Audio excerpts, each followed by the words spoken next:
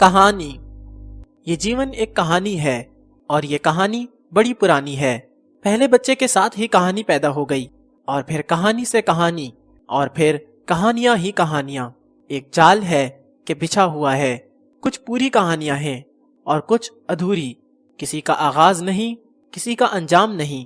کہانی سنانے والا کوئی نہ ہو تو بھی کہانی خود کو سناتی رہتی ہے، سامع نہ بھی ہو تو بھی کہانی جاری رہتی ہے۔ وجود آدم سے پہلے بھی کہانی تھی اور تخلیق آدم کے بعد تو کہانی کا باقاعدہ آغاز ہو گیا تھا۔ فردوس بری کا قصہ، طاغوت، ابلیس اور پھر لغزش آدم، دانا، گندم، پھر سفر سوئے زمیں، فردوس گم گشتہ اور پھر قیام و قرار فی الارض، ایک مکمل کہانی۔ اس کے بعد عروج آدم خاکی، سب کہانی ہے۔ چھن جانے کے بعد جس مقام کی دوبارہ تلاش شروع ہو جائے وہی مقام انسان کا بہشت ہے۔ انسان کی اقسام کی طرح کہانیوں کی بھی بہت سے اقسام ہیں، شاید ہر آدمی کے لیے الگ قسم ہے۔ رونے والوں کے لیے المیہ، ہنسنے والوں کے لیے تربیہ، سیاحت کا شوق رکھنے والوں کے لیے سفر نامے، سیاحت نامے، بہادروں کے لیے رزمیہ، صاحبان فکر کے لیے تمثیل نگاری اور علامتی کہانیاں اور کچھ ملامتی کہانیاں، مختصر کہانی، طویل کہانی، بامقصد کہانی، بے معنی کہانی، مذہبی کہانی، اخلاقی کہانی، جنسی کہانی، روحانی کہانی، غرض یہ کہ فانی اور لافانی کہانی، بھول جانے والی کہانی، نہ بھولنے والی کہانی، بس کہانی ہی کہانی ہے۔ کسی علاقے میں جاؤ وہاں کی علاقائی کہانی، کہیں بھی نہ جاؤ تو تصوراتی اور تخلیقاتی کہانی۔ انسان میں جب تک کہانی سننے کا شوق ہے کہانی رہے گی۔ ہم ایک دوسرے کو کہانیاں سناتے رہتے ہیں، اپنی اپنی داستان۔ اگر یہ ممکن نہ ہو تو پھر وہی ایک دفعہ کا ذکر۔ کہانی سننے کا شوق بچپن سے ہی پیدا ہوتا ہے یا کر دیا جاتا ہے۔ تمام لائبریریاں کہانیوں سے بھری پڑی ہیں۔ سائنس کے ارتقاء کے ساتھ سائنسی کہانیاں شروع ہو گئیں۔ انسان کہانیوں سے بچ نہیں سکتا۔ انسانی کہانیاں نہ ملیں تو جانوروں کی کہانیاں موجود ہیں، دانائی اور حکمت کے خزانوں کے ساتھ۔ مثلا پیاسا کوا، لالچی کتا، اتفاق کی برکت، بے وفا دوست اور ریچھ، اور نادان اور دانا بکریوں کی کہانی جو کچھ اس طرح سے ہے۔ کہتے ہیں کہ ایک پہاڑی نالے پر ایک نہایت ہی تنگ پل تھا، مشکل سے پاؤں رکھا جاتا تھا۔ ایک دفعہ تو نادان بکریاں آمنے سامنے سے پل کے درمیان تک آ گئیں۔ جگہ تنگ تھی، دونوں نہیں گزر سکتی تھیں، واپس جانا بھی مشکل تھا۔ ایک دوسرے کو کوسنے لگیں کہ تم نے میرا راستہ روکا ہے۔ جھگڑا شروع کر دیا، باتوں باتوں میں سینگوں کا استعمال شروع کر دیا اور پھر دونوں دھڑام سے نیچے گر گئیں۔ کچھ دیر کے بعد دو دانا بکریاں آمنے سامنے سے پھر درمیان میں آ گئیں۔ انہوں نے غصہ کرنے کی بجائے صورتحال کا جائزہ لیا، سینگوں کی بجائے عقل سے کام لیا، اور ایک بکری بیٹھ گئی اور دوسری نے اس کے اوپر سے گزر کر اپنی راہ لی۔ دونوں بچ گئیں۔ وہ دن گئے جب بچوں کو اسکولوں میں گلستان بوستان کی کہانیاں پڑھایا کرتے تھے اور نتیجہ یہ ہوتا تھا کہ با اخلاق معاشرہ پیدا ہوتا تھا۔ اور آج جو کچھ ہو رہا ہے ویڈیو کی کہانیوں کا اثر ہے۔ جنسی تشدد اور دہشت گردی پہلے فلموں میں دکھائی جاتی ہے اور پھر سماج میں اسے دیکھا جاتا ہے۔ جب ذہن پختہ ہو جائے تو اصلاح کا امکان کم ہو جاتا ہے۔ کہانی کے لیے ضروری ہے کہ اس میں ایک مرکزی خیال ہو۔ مثلا پاکستان کی کہانی میں مرکزی خیال اقبال کا ہے۔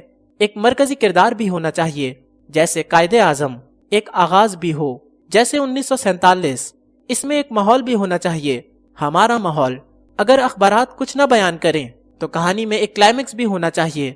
کلائمیکس یا نقطہ عروج اس مقام کو کہتے ہیں جس کے بعد یہ مقام نہیں رہتا۔ عروج ہمیشہ نہیں رہ سکتا۔ ہر حکمران اپنے دور کو عروج کا نقطہ سمجھتا ہے، یہ جانے بغیر کہ عروج کے بعد زوال ہوتا ہے۔ شکر ہے پاکستان نے ابھی عروج حاصل کرنا ہے، ہم ابھی راہ گزر میں ہیں۔ عروج کے حوالے سے ایک کہانی مشہور ہے۔ کہتے ہیں کسی خطے نے عروج حاصل کر لیا۔ یہ بہت قدیم زمانے کا ذکر ہے۔ مالک نے دیکھا کہ بندہ فطرت میں مداخلت کر رہا ہے، جبریل کو حکم دیا کہ بستی کو اڑا دیا جائے۔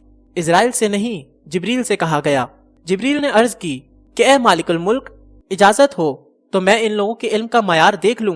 اجازت مل گئی۔ وہ گئے اور ایک گڈریے کو دیکھا کہ وہ جنگل میں بھیڑیں چرا رہا تھا۔ جبریل انسانی لباس میں اس کے پاس پہنچے اور بولے، بھائی کچھ حساب لگانا جانتے ہو؟ وہ بولا، ہاں لیکن بہت کم۔ جبریل نے کہا، حساب لگاؤ۔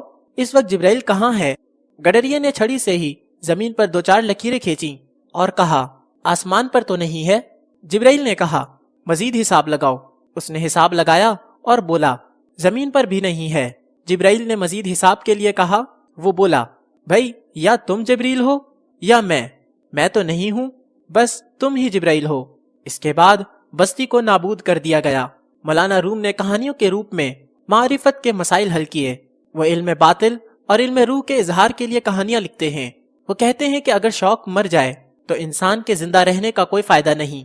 इश्क को मौलाना तबीबे जुमला इल्लत हायमा कहते हैं।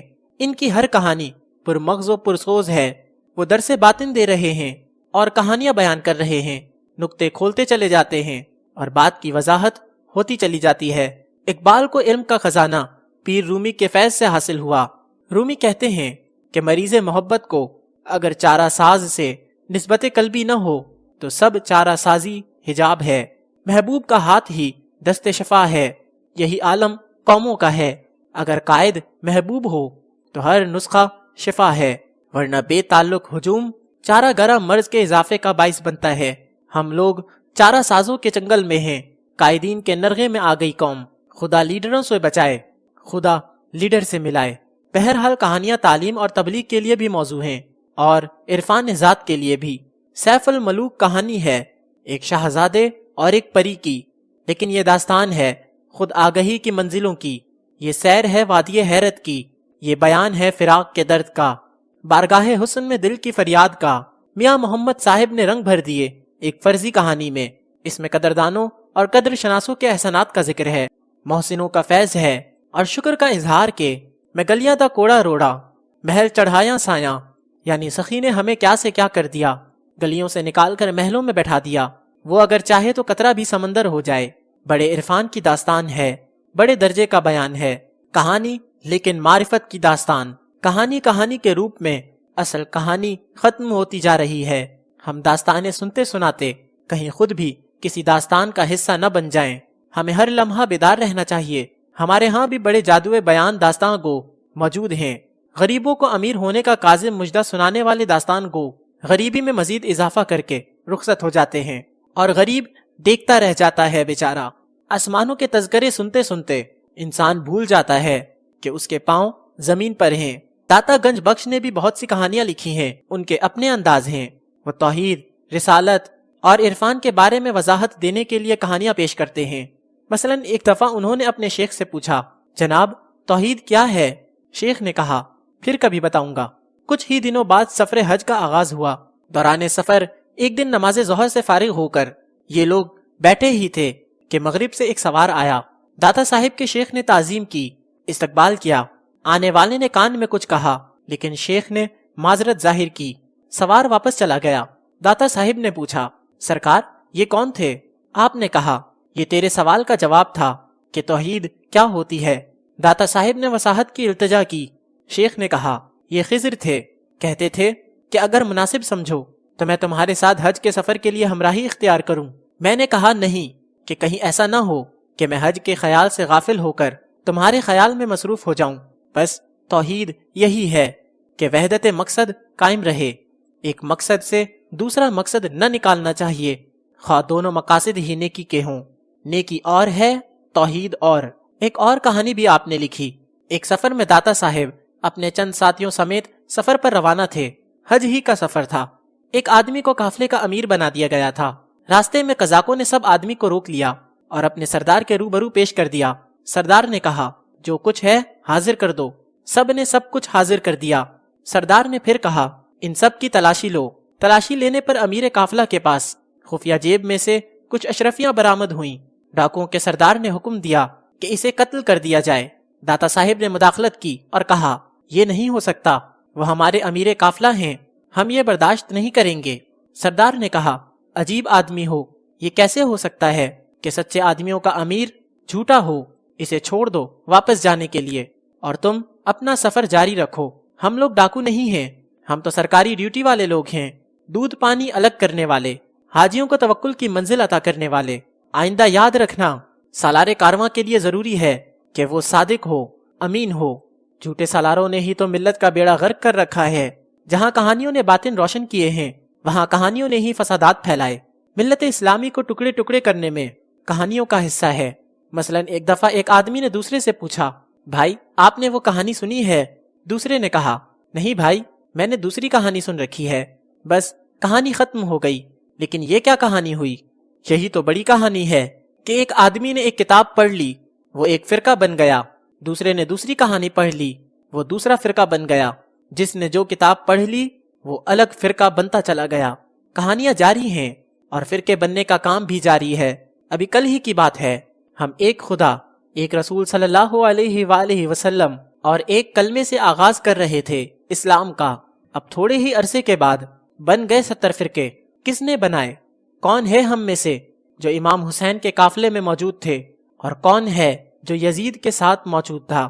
ہم سب ناموجود تھے، اور کہانیاں ختم ہو رہی تھیں، قلم چل رہے تھے اور صداقت قلم ہو رہی تھی۔ فرقہ پرستوں کی کہانی درمیان سے شروع ہوئی اور اسے درمیان میں ہی ختم کر دینا چاہیے۔ یہ بہت کافی ہے کہ ہم کلمہ توحید کی مرکزیت پر یقین رکھتے ہوئے ملت وحدت ہو جائیں۔ پاکستان کی کہانی جو اقبال کی بلند خیالی سے شروع ہوئی ہے، اسے بلند اقبالی حاصل ہونا چاہیے، ورنہ کچھ نہیں۔